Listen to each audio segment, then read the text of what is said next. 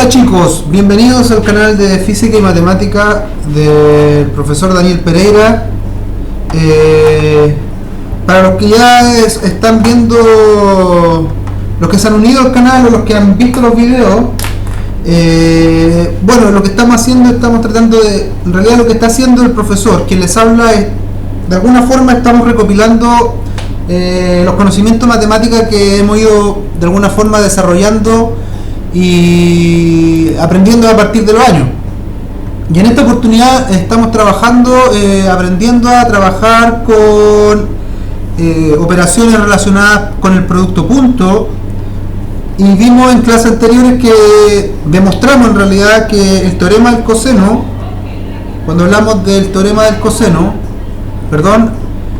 hablamos del teorema del coseno, ¿cierto? Y dijimos que este teorema del coseno era importante porque si bien me quedó harto feo, teorema del coseno. Si bien este teorema aplica para un triángulo que no es rectángulo, como el que más o menos estoy dibujando acá, entonces habíamos descubierto que hay una relación entre los lados de este triángulo. Y esta relación relacionaba justamente el coseno de ese ángulo que estoy dibujando ahí. Entonces, esta relación es para un triángulo, pero sin embargo, esta misma relación nos sirvió después para poder aplicarla a un triángulo que está formado ahora cuyos lados son vectores. Entonces, yo puedo pensar que el lado AC, el lado AB, es ahora un vector. Después, si al lado AB o al vector, digámoslo ahora B1, yo le sumo el vector B2, ahí. Entonces ahora observo que este vector acá B3 es justamente B3 es igual a B1 más B2. Entonces, ahora puedo aplicar el mismo teorema del coseno, es decir, si acá descubrí que A cuadrado es igual a B cuadrado más C cuadrado, así, entonces ahora puedo utilizar este teorema del coseno para aplicarlo a un triángulo que esté formado con vectores. ¿Y cuál fue el motivo de esto? Bueno, el motivo de utilizar el teorema del coseno para el caso de un triángulo que está formado con vectores es justamente demostrar el producto punto. Es decir, cuando hablamos de producto punto, hablar de producto punto es simplemente pensar en esta fórmula que dice que el producto de un vector U y un vector V se va a expresar como el módulo del vector U multiplicado por el módulo del vector V por el coseno que hay entre los ángulos, entre los vectores, perdón. Entonces, si uno piensa en el producto punto, uno piensa en la siguiente imagen. Tiene un vector U, tienen un vector U y tienen un vector V, y esos dos vectores están relacionados por medio de un ángulo teta, alfa, gamma, llámenlo como quieran. Si ustedes quieren encontrar el producto punto, utilizan esta fórmula de aquí de la derecha. Y para demostrar esta fórmula, para llegar a esta fórmula, se utiliza el teorema del coseno en su forma vectorial. Es decir, acá si al lado C ahora lo llamé B1, vector 1, al lado B lo llamé vector 3 y al lado A lo llamé vector 2. Entonces ahora cuando hablo de vectores, estoy pensando en que los vectores, derechamente, por ejemplo el vector 1, ahora en el caso más general es un vector tridimensional. Entonces, por lo tanto, este vector tiene tres componentes: A en X, Y, A en Y, J, más A en Z, K. Y así lo mismo para el vector 2 y para el vector 3. Ahora, lo interesante acá es que haciendo solamente, ustedes calculan acá el vector 2. El vector 2 ustedes lo calculan o lo pueden escribir vectorialmente como B3 menos B1. Y fíjense que ya escribí B1. Lo escribí como AX y más AIJ más ZK. Por lo tanto me faltaría solamente escribir el vector 3. Y el vector 3 lo puedo escribir simplemente como un vector BXI más BIJ más BZK. Y ahora puedo hacer esta operación de acá tomando ambos vectores, es decir, tomando el vector BX I más BIJ más BZK, y a este vector, que en el fondo es el vector 3, el B3, le voy a restar B1 a X y a XJ más a XZ. Perdón, me equivoqué. Estoy yendo muy rápido. Vamos de nuevo. Y lo que restaron el vector 1. El vector 1 es AXI más AIJ más AZK. Y si hacen esa resta es componente a componente. Para los que ya se manejan con el álgebra vectorial de vectores, esto ya es un paso prácticamente básico, es decir, ustedes toman la componente en X y le restan la componente en X, toman la componente en Y y le restan la componente en Y, y toman la componente en Z y le restan la otra componente en Z. O sea, les quedaría una cosa así. Les quedaría Bx menos Ax y más B en Y menos A en Y J más B en Z menos A en Z K. Y esa es la resta, ese es B3 menos B1. Y bueno, vimos en una clase anterior que existe una analogía directa entre los lados y los lados de un triángulo formado con vectores. Entonces ya vemos que el A cuadrado va a ser el vector 2 al cuadrado, este de aquí. Y vean que B2 viene de acá. O sea, B2 es la diferencia entre B3 y B1. O sea, cuando ustedes quieran escribir este vector de aquí, que es B2, lo van a tener que escribir en función a su forma cartesiana. Es decir, esto de aquí les va a quedar al cuadrado. Igual a B al cuadrado. Y vean que B lo definimos como B3. Entonces van a tomar acá B3, ahí, y lo van a tener que elevar al cuadrado, y así. Y si ustedes hacen ese desarrollo, llegan al producto punto. Y el producto punto es una relación entre vectores, es un producto entre vectores, y ese producto les da a ustedes un valor escalar, un número. Existe un producto llamado el producto vectorial, que a ustedes cuando lo aplican les entrega no un número, sino que les produce otro vector. Eso lo veremos en otra clase aparte. Entonces, eso fue más o menos lo que vimos en la última clase. Ahora, ¿a dónde queremos ir ahora? Vimos que el producto punto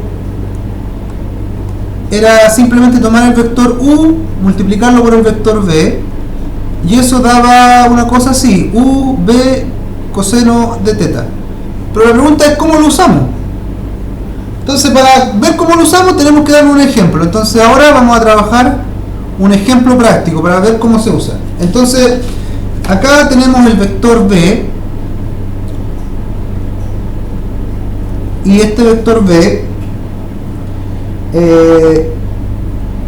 antes de dar el ejemplo, en realidad yo debería haber, ya vimos ya lo que fue la clase anterior, hicimos un pequeño recordatorio de lo que vimos, pero antes de ver el ejemplo, porque me interesa ver otra cosita. Fíjense que, me van a disculpar chiquillos ya, pero que si no se va a perder el sentido de la clase. Cuando ustedes tienen un vector, llamemos ese vector u, y tienen acá un vector b, entonces lo que hacen cuando quieren calcular las proyecciones, ustedes saben que ese vector u si ustedes pusieran acá una lamparita, aquí, si ustedes pusieran una lamparita ahí, la lamparita produce luz y lo que produce acá es una sombra, y esa es la sombra, en el fondo es la proyección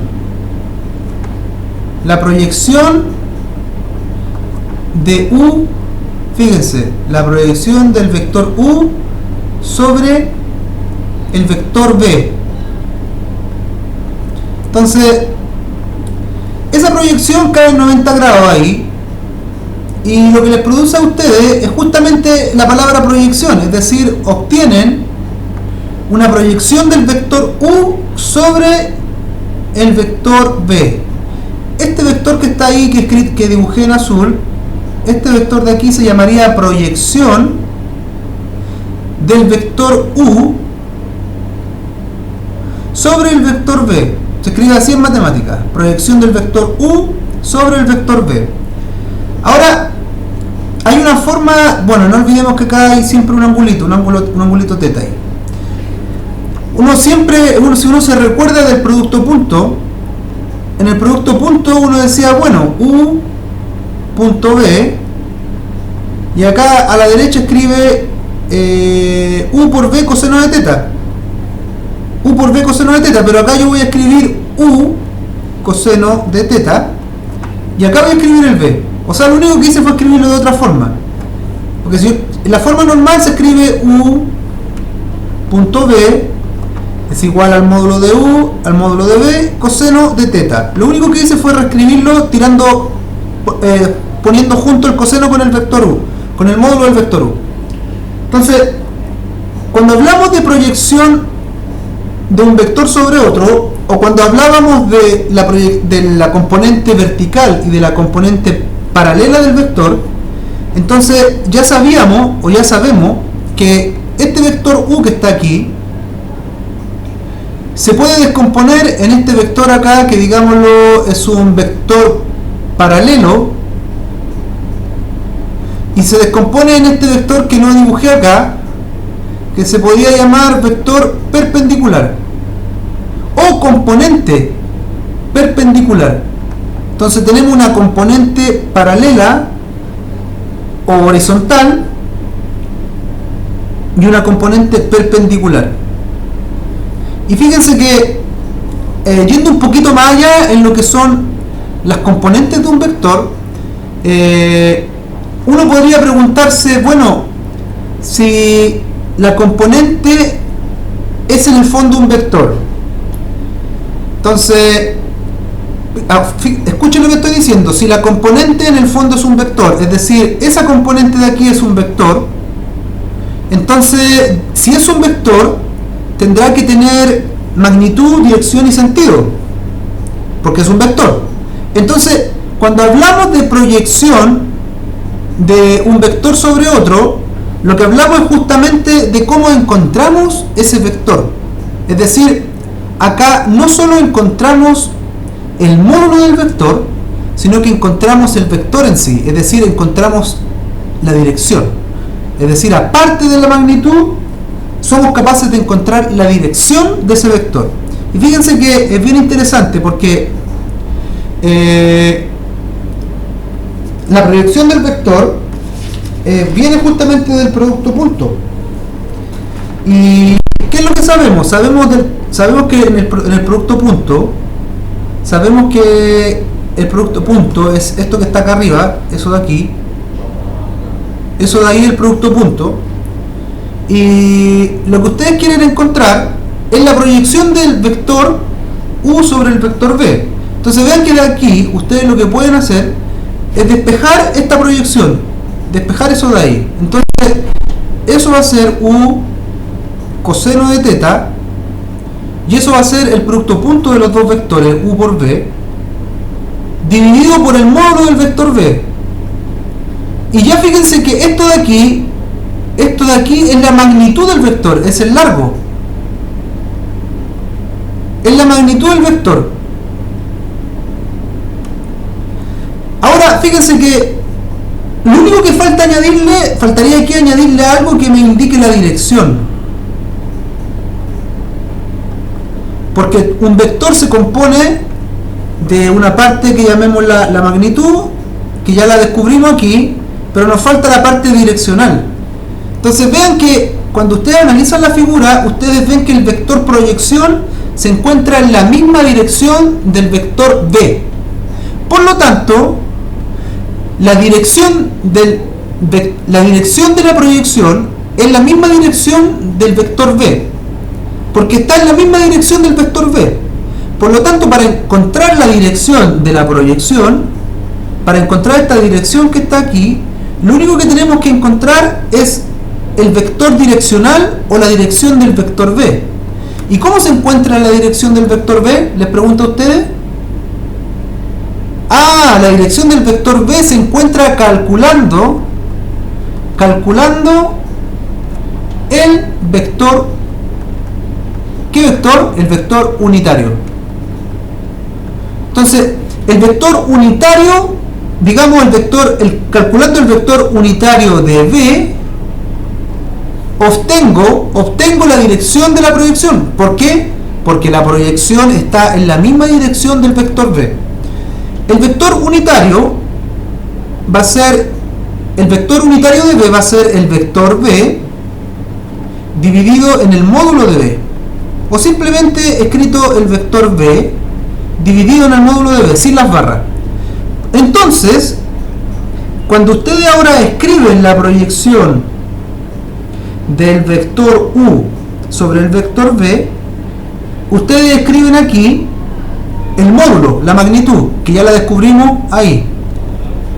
Y es U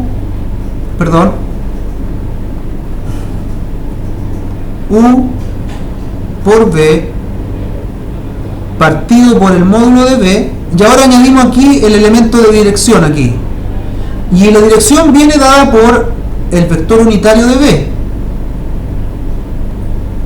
Y fíjense que ya hemos encontrado la proyección del vector U sobre el vector B como vector. Por lo tanto, esa proyección, y acá es solamente hacer un poquito de álgebra, esta proyección va a ser igual, vean que acá está el módulo de B y ahí está el módulo de B. Entonces ustedes escriben eso como el producto punto de U con B. Y acá tienen el módulo de B, eso es el módulo de B al cuadrado. Y acá afuerita les queda el vector B ahí. Y eso les da la proyección del vector U sobre el vector B. Ahora, ¿para qué sirve esto? Como les dije anteriormente, en alguna de las clases lo he dicho, uno de los objetivos del curso de matemáticas que estamos subiendo es poder llegar al nivel de poder entender cómo se hace la matemática de las curvas más generales. Entonces, las curvas más generales utilizan un lenguaje matemático en base a todo lo que es el cálculo vectorial. Y entonces ese es nuestro objetivo. Así que paso a paso vamos construyendo esta matemática que nos va a servir justamente para poder entender después curvas más complejas. Entonces vean que ya hemos descubierto cómo se calcula la proyección de un vector sobre otro. En la clase siguiente vendría ahora la aplicación, ¿ya? Entonces ahora vamos a ver cómo aplicamos lo que es el producto punto y cómo podemos calcular la proyección de un vector sobre otro. Y eso viene en la clase siguiente, ¿ok? Ya chicos, nos vemos en el siguiente ejercicio. Chao.